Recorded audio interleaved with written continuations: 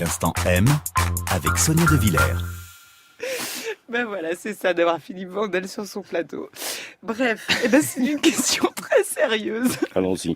Allons-y, monsieur le sénateur. Voilà, il s'agit de protéger les enfants de l'hyperconsommation, si j'ai bien compris l'esprit du texte.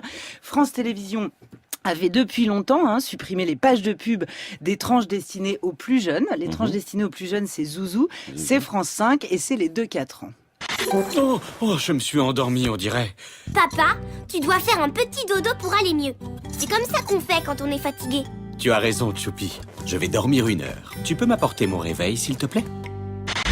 Mais qu'il est agaçant, Choupi. C'est Choupi qu'il aurait fallu supprimer, pas la pub qui va avec. Enfin bref, il n'y a plus de pub chez les Zouzous depuis longtemps. Il reste les tranches de France 3 et France 4. Sur France 3 et France 4, les enfants, ils regardent ça et ils adorent, nous aussi.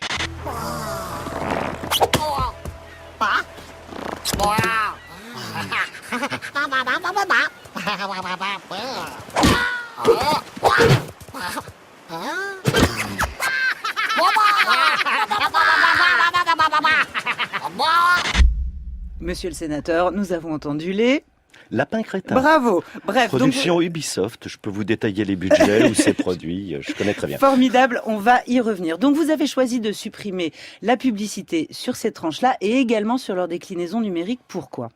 D'abord, je pense que le service public a des obligations supérieures aux autres supports. Un devoir d'exemplarité. Un devoir d'exemplarité. D'ailleurs, le financement, vous prenez de France Télévisions, c'est à 83-84% de l'argent public, la redevance, les aides d'État.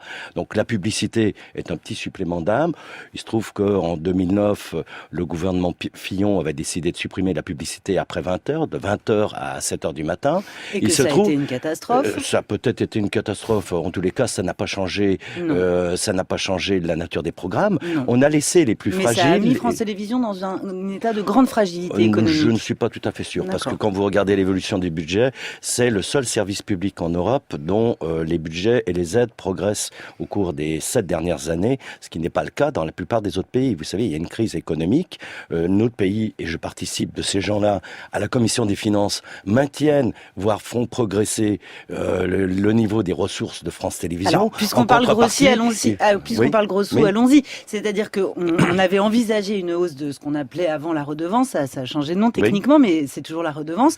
Une hausse de 2 €. Ça n'a pas été finalement décidé ni voté. Donc en réalité, le manque à gagner de la suppression des recettes publicitaires sur ces tranches jeunesse, c'est environ 20 millions d'euros selon France Télévisions. Il n'est pas compensé. Vous ne donnez pas les mêmes chiffres. Je ne donne pas les mêmes chiffres et déjà la redevance va être augmentée d'1 € puisqu'elle est désormais, et ça c'est quelque chose qu'on a voté il y a 5 ans, indexée sur l'évolution du cours de la vie. Oui, mais France Télévisions dans ses prévisions tablait sur 2 €. Il y a 3 ans, on l'a même augmenté de 4 € supplémentaires. Donc on a essayé de développer la ressource publique. Au bout d'un moment, moi, ça c'était à l'Assemblée nationale, c'est pas encore passé au Sénat, on a un retour des gens, des téléspectateurs qui disent on n'en a pas pour notre argent. Vous nous augmentez la redevance. Donc il y a aussi en Grande-Bretagne où la redevance, parce qu'on cite toujours cet exemple, est particulièrement élevée, il y a des panels quotidiens de perception de la qualité et de ce qu'on appelle le pay per value.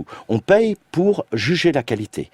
En France, essayez, dans une autre vie, j'étais sondeur, j'ai essayé de vendre des études de qualité des programmes, ça n'existe pas, on n'en veut surtout pas. La question, c'est plutôt le manque à gagner pour France Alors, le manque à gagner, qui n'en demeure pas moins quand même dans une économie fragile, vous le savez. Le 20 millions d'euros de perte de recettes liées aux publicités adjointes aux enfants n'est pas renseigné. J'ai demandé au ministère de la Culture, il n'arrive pas à avoir les chiffres de facturation interne de la régie de France Télévisions sur cela. Moi, j'ai des chiffres internes, parce que j'ai travaillé dans ce domaine. Aujourd'hui, cette année, le budget va être aux alentours de 10-11 millions d'euros. Donc, c'est pas 20 millions d'euros de pertes.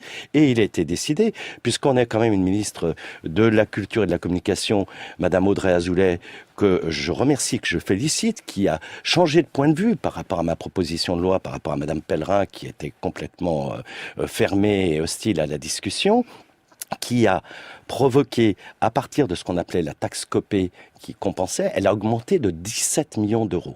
Donc, la baisse Alors, il des y a recettes donc... publicitaires sera compensée. De mon point de vue, France Télévisions avance 20 millions. Je vais demander en tant que contrôleur des comptes à aller voir les chiffres. Il gagne 6 millions. Il gagne 6 millions au passage. Voilà. Pour le Sénat, pour le Sénat et pour France Télévisions, d'un côté, il y a un très gros manque à gagner, très gros, parce qu'il faut rappeler que France Télévisions 2,9 milliards de budget annuel. France Télévisions, madame. Oui, mais monsieur le sénateur, France Télévisions investit 30 millions d'euros par an dans la création des dessins animés français. Donc voilà, oui, peut-être pour vous c'est une goutte d'eau, mais pour l'industrie du dessin animé, c'est notre argent. C'est notre argent, ça je suis bien d'accord avec vous. Et le CNC, mais en plus 20% de. On a bien vu que vous n'étiez pas d'accord. Le Sénat et France Télévisions, vous n'êtes pas d'accord sur les chiffres. Maintenant, il y a une autre vraie question, c'est de quelle publicité vous voulez protéger les enfants?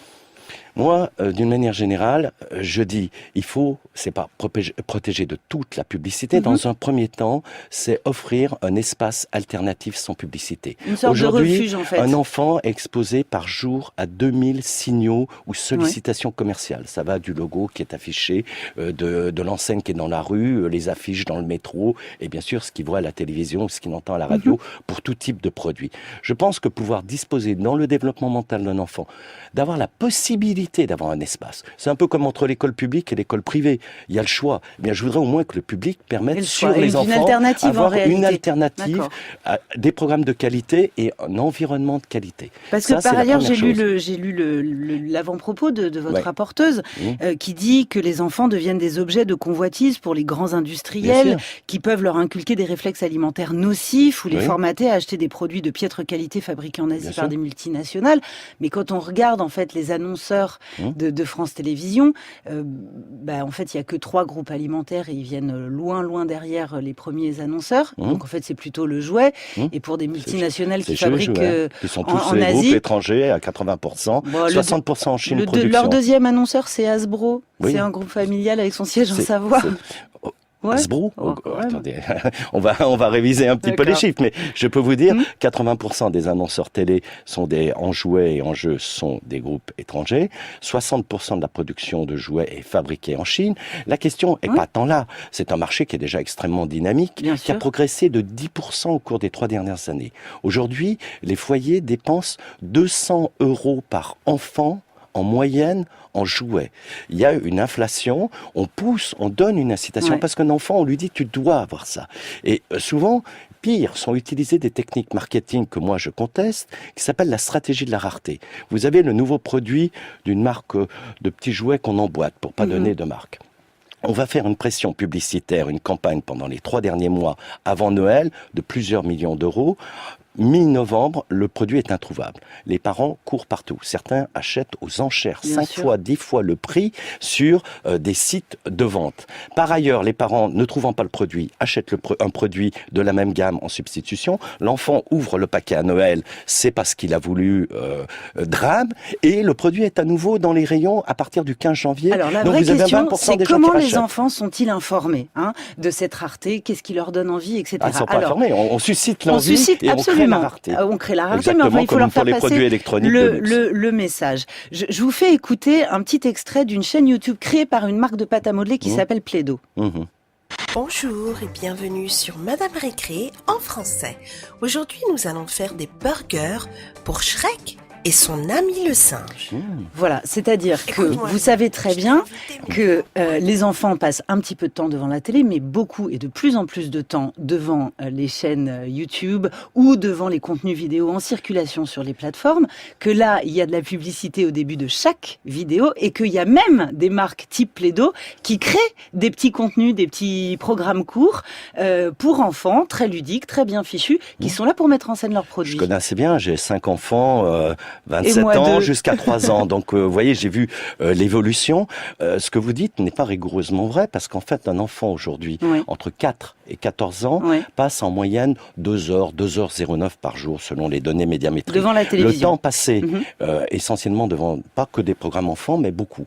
Et le temps passé, en moyenne, par les enfants sur des tablettes ou des ordinateurs, pour le moment, est inférieur à 1 heure. Donc, vous voyez le rapport de 2 à 1, quand même, de la télévision. Mais 1 heure, c'est beaucoup. Non, mais je suis d'accord. Et chaque contenu vidéo poussé sur une tablette est précédé par entre 10 et 90 secondes de pub. Pourquoi, pour le moment, en cet état, j'ai bien l'intention qu'il y ait législation pour réguler Internet parce qu'il n'y a pas de régulation. C'est ça. Nous pouvons. Alors attendez, je fais ma démonstration. Il est impossible aujourd'hui, il n'y a pas de régulation. Il y a un cadre qui est en train d'être créé par une directive européenne qui est en discussion, dont je suis rapporteur au Sénat, qui s'appelle la directive Services médias audiovisuels, qui justement, dans l'offre télévisuelle européenne, va prendre simplement les chaînes linéaires, mais intégrer YouTube, tous ces SMAD qui sont là, donc pour lesquels on va poser une régulation. Si je fais une loi avant ce cadre réglementaire, le droit européen, excusez-moi, primant sur le droit français, il est foutu. La directive va arriver en mars. Eh bien,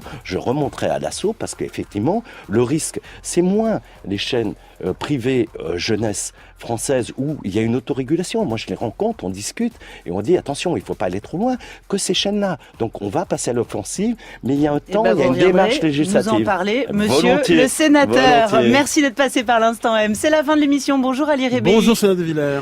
Je crois que justement, on va s'éloigner beaucoup des techniques marketing agressives avec vous, Ali. Oui, on va s'intéresser au bonheur selon Bouddha ce matin. Posez-nous toutes vos questions.